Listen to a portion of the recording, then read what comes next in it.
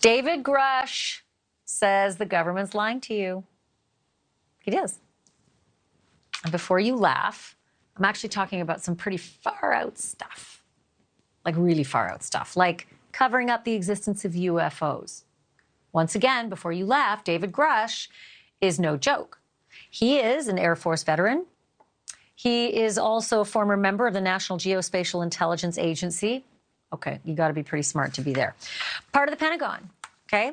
He says he has seen evidence of secret crash retrieval program, a secret crash retrieval program that's been hidden for decades.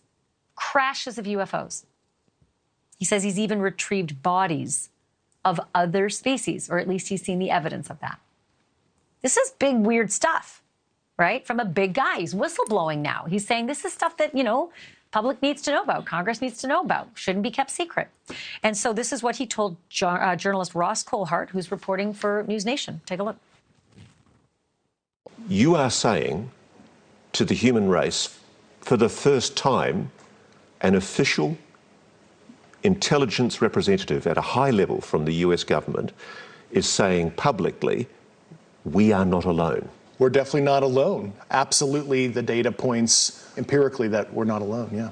Do we have bodies? Do we have species of Well, naturally, when you recover something that's either landed or crashed, sometimes you encounter dead pilots. And believe it or not, as fantastical as that sounds, it's true. Okay, Grush filed a whistleblower complaint, like I told you, and this is what he told NewsNation. There is a sophisticated disinformation campaign targeting the U.S. populace, which is extremely unethical and immoral. Department of Defense has released a statement that reads in part, to date, the AARO, which is the All-Domain Anomaly Resolution Office in the Pentagon, has not discovered any verifiable information to substantiate claims that any programs regarding the possession or reverse engineering of extraterrestrial materials have existed in the past or exist currently. AARO is committed to following the data and its investigation wherever it leads, which leads me to Ben Hansen. He's the host of Discovery Plus's UFO Witness. Ben Hansen, what is your read on all this David Grush business? This is quite amazing, actually. I was attending a UFO conference this morning when this broke, and thank you for covering it. This is a bombshell. We've had whisperings that these whistleblowers are going to be coming out, that the select committees in Congress are, kind of floored at what they're hearing. But this seems to be kind of like a pre-show to what might be coming in the next hearings, because this was unexpected.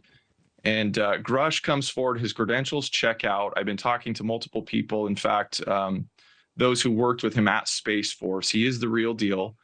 And for him to come out now and the position that he had in gathering these reports from those involved in the crash retrieval programs, and come out now with pre-authorization from the DoD to speak on this matter, we're all kind of scrambling to figure out why. Why now? What's going on? Why, right?